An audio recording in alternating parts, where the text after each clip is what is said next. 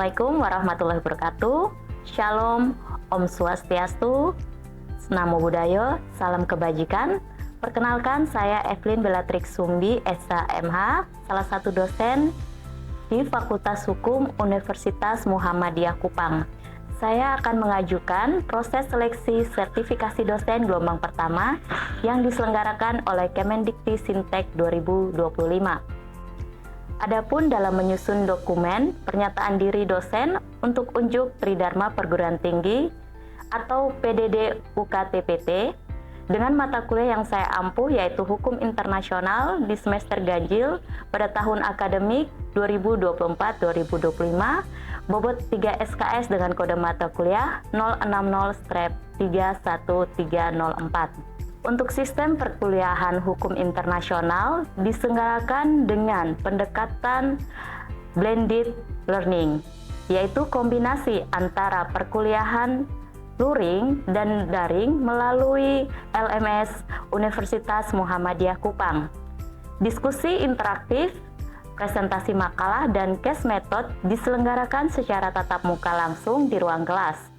Sementara untuk RPS, materi perkuliahan dan pengunduhan tugas secara online melalui LMS.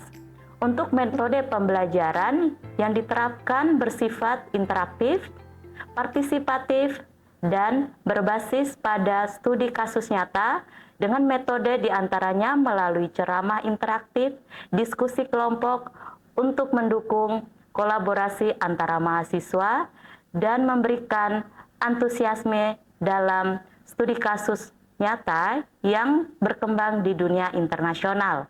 Capaian pembelajaran dalam hal ini, mahasiswa mampu menjunjung tinggi etika dan tanggung jawab sebagai profesionalis dalam pekerjaannya dengan semangat kemandirian dan kejuangan. Selain itu, mahasiswa mampu mengaplikasikan teori, konsep, konstruksi, perkembangan hukum positif, dan ilmu hukum positif berdasarkan metode penelitian dan penemuan hukum.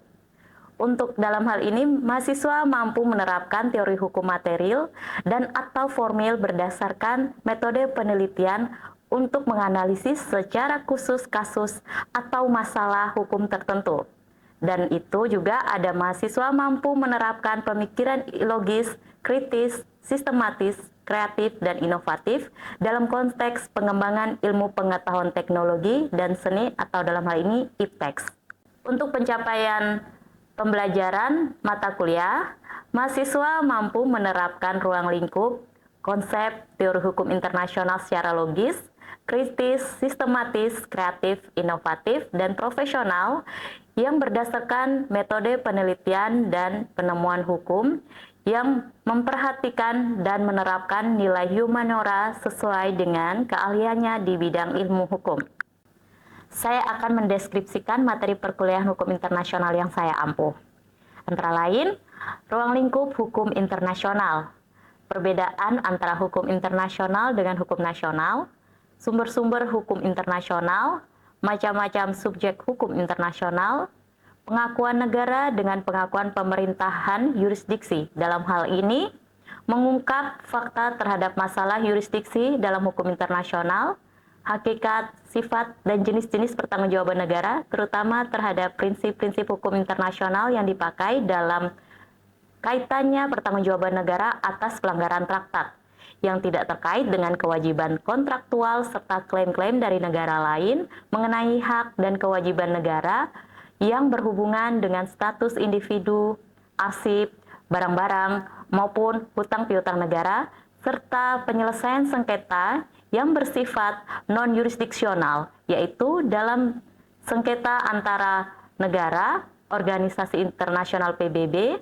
dengan bentuk penyelesaian secara yurisdiksional melalui peradilan internasional maupun arbitrase internasional.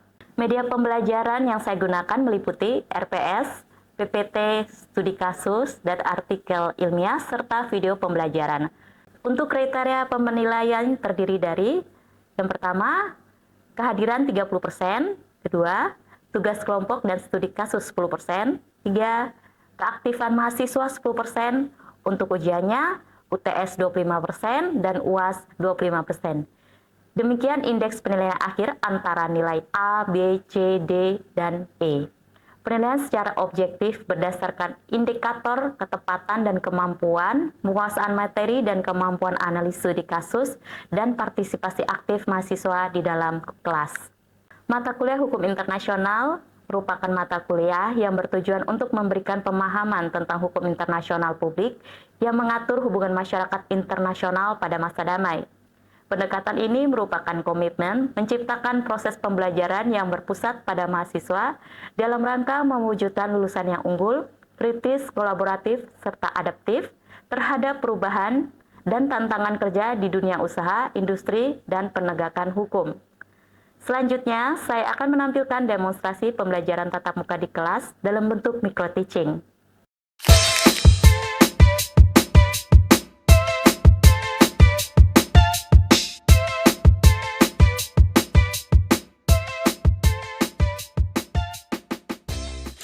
Oke, selamat siang teman-teman semua.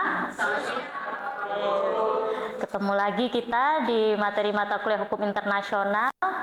Senang bertemu kalian. Bagaimana kabarnya hari ini? Baik. Oke. Saya lihat sumringah wajahnya. Saya berharap teman-teman dalam kondisi berbahagia pula pada siang hari ini. Kita akan mengikuti materi mata kuliah Hukum Internasional dengan melanjutkan materi yang sudah kita bahas sebelumnya. Kita akan membahas tentang subjek hukum internasional. Oke. Untuk subjek hukum internasional, teman-teman bisa membaca di sini yang saya garis di sini tentang negara. Kenapa negara menjadi subjek hukum internasional? Karena negara adalah poin utama dari materi hukum internasional kita. Adapun organisasi internasional. Organisasi internasional ini melibatkan berbagai negara dalam membentuk organisasi dengan satu tujuan, yaitu perdamaian dan keadilan sosial dalam dunia sendiri. Makanya apabila adanya organisasi ini sangat membantu. Paling terlihat signifikan adalah adanya organisasi apa? PBB, UNESCO, ya, tentang anak, tentang perlindungan HAM, itu kan ada. Oke. Untuk Palang Merah Internasional, dia menjadi bagian dari subjek hukum internasional dikarenakan Palang Merah Internasional adalah sesuatu kelompok atau organisasi yang menyangkut tentang kemanusiaan. Dan dalam hal ini hukum internasional sangat mencakup yang namanya tentang perlindungan hak asasi manusia, hak asasi untuk hidup, dan hak asasi untuk bisa berkembang bersama dengan yang lain. Ada Kota Vatikan. Kota Vatikan menjadi suatu bagian subjek hukum internasional karena hukum internasional berawal dari Kota Vatikan, bangsa Romawi yang pada masa-masa itu dengan bangsa Yunani mereka memperebutkan suatu wilayah yang pada saat itu pada masa-masanya dibagi antara Ius Gentium dan Ius Genisius. Oke. Kita lanjutkan Belegic atau pemberontak. Dia menjadi bagian dari subjek hukum internasional dikarenakan setiap orang itu mempunyai hak untuk menyatakan kebebasan, menentukan pilihannya. Dalam kebebasan ini menentukan kemerdekaannya, menentukan di mana dia harus tinggal dan berkembang biak, itu adalah hak dari manusia. Dalam arti ini pemberontak bebas mencari keamanan. Apabila di suatu negaranya tempat dia tinggal ada terjadi suatu konflik negara, dia mempunyai hak untuk melakukan perpindahan atau imigrasi. Nah, itu udah bagian dari pemberontakan, tapi bukan berarti pemberontak kita harus melakukan konflik terhadap negara lain, tidak. Jadi di sini pemberontak memberikan ruang agar mereka bisa menyampaikan aspirasi mereka untuk bisa memilih kehidupan yang layak. Seandainya ada pengungsi dari yang sekarang lagi booming itu kasus peperangan yang terjadi di Palestina dengan bangsa Israel, ya, masyarakat Israel, Zionis. Itu masyarakat Israel punya hak untuk dianggap sebagai pemberontak, tapi mereka punya hak untuk dimanapun, di negara manapun untuk mencari perlindungan. Jadi, dalam hal ini pemberontak masih dianggap sebagai subjek hukum yang wajib dan harus dilindungi oleh hukum internasional. Berikutnya adalah individu. Individu dalam arti ini personal orang, dia dilindungi oleh subjek hukum internasional kemanapun dia berada. Dia punya hak di situ. Jadi teman-teman pergi ke luar negeri, walaupun tidak membawa atas nama Indonesia, tetapi secara personal nasionalisme, Anda semua mempunyai hak untuk dilindungi oleh negara. Termasuk nanti apalagi yang perginya secara legal, pertukaran mahasiswa, pertukaran tenaga kerja, atau melakukan suatu perjalanan bisnis, itu wajib dilindungi oleh hukum internasional tanpa terkecuali. Oke, berikutnya kita akan membahas tentang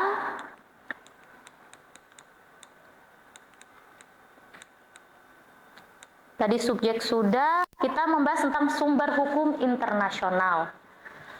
Oke, sebelum saya masuk pada bab selanjutnya, mungkin ada yang ingin bertanya, saya persilahkan.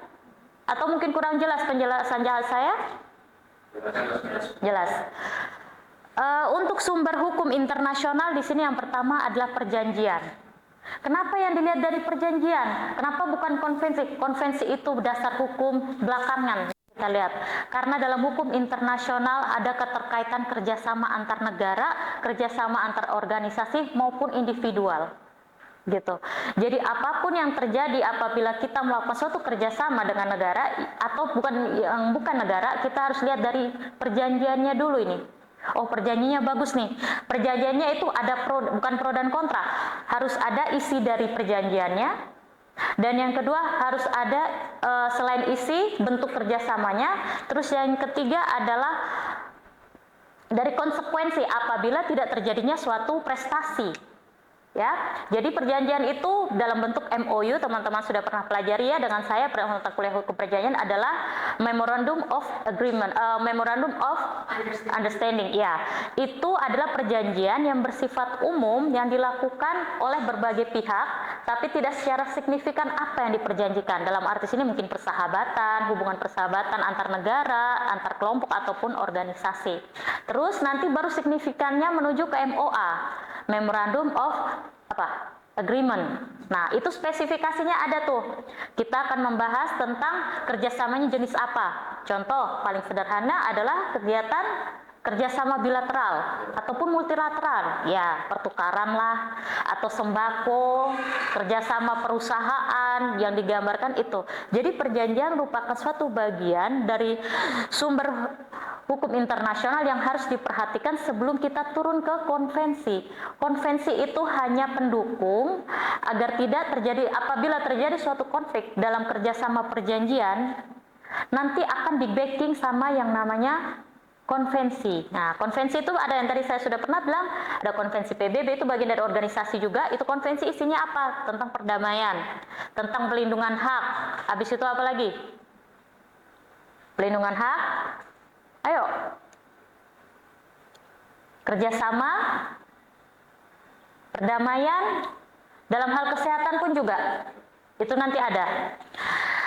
Ada lagi tentang prinsip hukum umum. Ini yang prinsip hukum umum di sini, kebiasaan internasional sebagai bukti dari suatu kebiasaan umum yang telah diterima sebagai hukum. Kebiasaan hukum di sini kita menggunakan kebiasaan yang sudah menjadi suatu kebiasaan yang bisa kita gunakan bukan cuma hari ini, tapi bisa dalam jangka panjang di masa depan. Paling contoh kerjasama yang paling signifikan terjadi bagaimana? Apa? Kerjasama apa? Oke, keamanan militer. Ada lagi? Silakan. Pendidikan. Ya, apa lagi? Kesehatan. Ada lagi yang punya pemikiran lain? Ekonomi salah satunya. Dan sekarang di Indonesia lagi booming itu kemarin penandatanganan MOU dengan negara mana? Presiden dengan Amerika. Ada. Yang terakhir juga dengan Presiden Putin. Itu ada penandatanganan MOU di berbagai bidang. Itu kan bolak-balik menteri-menterinya dimajukan untuk penandatanganan dan serah terima surat pernyataan kerjasama. Jadi yang perlu dipahami adalah kebiasaan internasional itu membawa efek dan dampak yang positif, gitu. Termasuk dari bidang kerjasamanya, pertukarannya, terus dalam bidang komunikasinya juga. Teknologi juga menjadi bagian yang perlu diperhatikan teman-teman. Karena teknologi sekarang lebih cenderung apa? AI. Oke. AI itu produksinya dari mana? Di mana? Luar negeri. Ya. Dan Oh, salah satunya dari Korea. Oke, bagus. Cina. AI, AI dari Cina, berarti luar biasa ya, negara Cina bisa menghasilkan sesuatu teknologi yang sekarang lagi booming dan bisa digunakan oleh semua bidang, di semua bidang, bukan cuma di bidang pendidikan, ekonomi, sosial, kesehatan, apa-apa kita tanya di AI. Itu suatu bentuk kebiasaan yang kita bisa pakai sekarang, tapi bisa dengan jangka panjang. Paling sederhana teknologi adalah handphone. Sekarang kita menggunakan sistem smartphone. Itu bagian dari kebiasaan internasional. Kebiasaan yang memang yang awalnya kita merasa canggung untuk berkomunikasi jarak jauh, video call, sekarang semuanya teknologi membuat itu menjadi bangkit. Kemarin saya melihat satu media sosial yang menceritakan tentang Indonesia akan membeli robot. Ada pernah dengar itu? Nah, itu yang jadi pro dan kontra. Masyarakat lagi jatuh bangun, tapi pemerintahnya ingin berniat membeli robot, bukan menciptakan robot. Nah, itu jadi bahan-bahan krisis pemikiran teman-teman sekalian. Untuk di semester berikut, ada hal-hal atau penelitian yang bisa Anda ambil sebagai bahan penelitian masa depan atau tindak lanjut. Oke, kita lanjut. Ada tentang prinsip hukum umum diakui oleh negara-negara beradab. Prinsip hukum ini memberikan ruang yang luar biasa kepada negara agar dalam arti di sini bisa diterima. Aturan nasional di Indonesia bisa diterima dengan aturan di luar negeri. Gitu. Itulah prinsip hukum umum. Jadi tidak mengesampingkan hukum nasional, tapi hukum nasional bisa diterapkan untuk internasional juga. Paling salah satu yang kita selalu gunakan adalah perdamaian dunia. Dalam konflik-konflik peperangan yang sekarang sering terjadi, Indonesia dalam hal pemerintahannya sangat mengharapkan adanya kerjasama yang baik, penyelesaian konflik yang baik, menghindari adanya perang. Nah, makanya kalau terjadi suatu konflik batas wilayah, konflik tentang keseragaman budaya, ya sekarang juga booming itu keseragaman budaya. Ada adat-adat dari kita diklaim oleh negara lain, dan itu memang harus kita perhatikan bahwa keterlibatan masyarakat itu sangat punya arti yang lebih. Karena di zaman sekarang pemerintah kecenderungan kurang memperhatikan, bukan kurang memperhatikan, banyak kan ya zaman sekarang dengan majunya teknologi, speak up-nya dari netizen, baru pemerintah bisa bergerak melanjutkan, oh tindak lanjutnya apa. Salah satu kan kita pernah kecolongan tuh Pulau Sipadan dengan Ligitan, kayak karena itu kurangnya teknologi pada masa itu. Terus masyarakat juga kurang memperhatikan, oh ya ini apa yang harus diperhatikan. Sekarang lagi booming itu apa, dayung, apa sih namanya yang orang Riau punya ini loh, pacu jalur, benar. Pacu jalur lagi diklaim sama Malaysia ya kalau nggak salah ingat itu, diklaim lagi. Kita punya Reok Ponorogo juga pernah diklaim, tapi itu sebagian sudah dilaporkan untuk hak atas kekayaan intelektual. Jadi prinsip hukum umum itu harus kita pahami bahwa hukum aturan di nasional bisa kita terapkan ke internasional. Contohnya apa lagi? HAM. HAM itu paling pro dan kontra dengan saat ini. Banyak negara-negara yang pro dengan adanya HAM, tapi perlu diperhatikan HAM di sini kontra. Salah satunya LGBT. Itu pro dan kontra internasional tuh. Ada negara-negara yang menerima karena itu bentuk suatu ekspresi HAM. Tapi ada negara, salah satunya kita Indonesia, mengakui adanya keagamaan, Tuhan Yang Maha Esa, kita mempunyai agama. Dan itu tidak diakui dalam segi agama manapun tentang adanya LGBT. Nah, itu perlu diteliti lagi. Terus apa lagi tentang HAM selain LGBT, tentang adanya hukuman mati. Yes. Hukuman mati di Indonesia yang masih kecenderungan terjadi itu pelaku teroris, pelaku penyebaran narkoba, tapi korupsi belum ada. Tapi sudah digandang-gandang, hanya belum direalisasi. Nah, itu yang perlu diperhatikan. Salah satu negara yang penganut hukuman mati salah satunya di mana? Yes, Korea Utara. Dia melegalkan karena pemimpinnya juga tegas. Dia tidak memandang bulu dari pihak diplomatik, pihak keluarga, atau siapapun. Dianggap kalau apabila melakukan suatu tindak kriminalitas, salah satunya korupsi, harus tetap ditindak. Nah, sebagai teman-teman sebagai mahasiswa pun harus bisa meniti beratkan mana yang memang kita harus fokus pada suatu HAM, mana yang tidak, harus dikesampingkan lah istilahnya. Ada kesinkronan di sini. Kenapa narkoba dan terorisme bisa dihukuman mati, sedangkan pelaku koruptor tidak? hanya disuruh apa? Ganti rugi. Nah, karena itu pro dan kontra adanya konflik HAM di situ. Nah, itu harus diperhatikan. Dalam prinsip hukum umum ini harus diperhatikan. Berikutnya ada keputusan hakim dan doktrin dari berbagai negara sebagai sumber tambahan bagi penetapan kaidah. Oke, kalau yang di sini keputusan hakim, kalau hukum internasional itu Mahkamah Internasional itu terjadi dari 13 hakim dari berbagai bidang dan berbagai negara. Tidak satu suara saja dalam arti oh jajarannya negara ini, oh dari bidang ini, tidak. Tapi dari ke-13 itu perbedaannya dapat di situ. Apabila terjadi suatu konflik di kelas internasional, penyelesaiannya begitu rumit, nanti mereka akan menggunakan voting. Apabila ada kasus yang sama pada masa-masa sebelumnya, oke, kita menggunakan dasar hukum yang itu. Tapi bukan berbau undang-undang ya. Mereka seperti mempunyai lembar negara yang bisa diterapkan kembali untuk masa depan apabila terjadi konflik yang sama. Apabila tidak bisa atau tidak mempunyai kemiripan, baru diajukan voting. Nah, voting itulah yang paling terbaik, yang paling banyak dijadikan dasar hukum untuk penyelesaian konflik. Nah, gitu. Jadi, itu keputusan hakim. Bagaimana dengan doktrin? Doktrin apa? Pendapat para ahli. Nah, itu dilibatkan tuh para ahli. Makanya kalau penyelesaian konflik yang berbau hukum internasional bukan cuma bagian ini saja, keputusan hakim atau pengadilan, tapi libatkan dengan pendapat para ahli. Para ahli di sini siapa saja? Hukum internasional, J.G. Stark ada pendapatnya, dari Philips itu juga ada. Kita pakai, oh ya ini peneliti ahli ini lebih condong ke konflik ini, ya udah kita gunakan.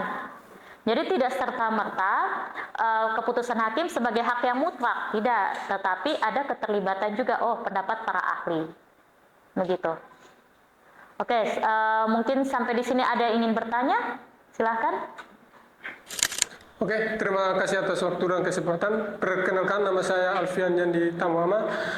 Di sini saya mau ingin bertanya tentang sumber-sumber hukum dengan subjek hukum. Tadi Ibu menjelaskan bahwa subjek hukum sangat berperan di negara Indonesia ini. Ya, yang menjadi pertanyaan saya adalah bagaimana sumber-sumber hukum dan subjek hukum untuk mempertahankan hak-hak masyarakat dan menciptakan keadilan di tengah-tengah masyarakat.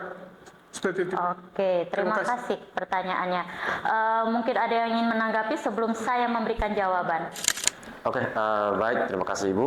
Pertanyaan dari kawan Yandi tadi sangat lugas. Nah, di sini saya mau menanggapi terkait dengan pertanyaan yang telah disampaikan oleh Yandi, di mana bagaimana untuk menjamin hak-hak masyarakat yang diatur, yang dijelaskan oleh Ibu tadi terkait dengan sumber hukum internasional itu adalah nasib seseorang di luar negara, atau contohnya di luar negara Indonesia. Nah, jikalau ada di contoh buat kasus di negara Indonesia dan orang ini melarikan diri di luar negara Indonesia, maka yang berhak untuk mencari orang itu adalah contoh kayak kayak organisasi yang telah disepakati sebelumnya. Jadi contoh negara Indonesia untuk seseorang yang membuat satu perkara dalam negara terus melarikan diri tidak punya wewenang untuk mengejar di negara lain. Itu punya batasan. Dari sekian, Ibu. Berarti dari tingkat keamanannya ya, yang bergerak di sini dalam hal organisasi punya peran yang penting dalam penanganan konflik yang terjadi di luar negeri, walaupun itu kewarganegaraannya bukan di negara itu. Oke, berikutnya ada yang bertanya lagi? Oke, silakan Dek. Baik, terima kasih atas kesempatan yang diberikan kepada saya. Perkenalkan, nama saya Ludovitus Julmin. Saya ingin bertanya mengenai tentang subjek hukum internasional terkait dengan tentang negara. Menjadi pertanyaan saya di sini adalah, apa sih tujuan utama negara bekerja sama dengan negara lain?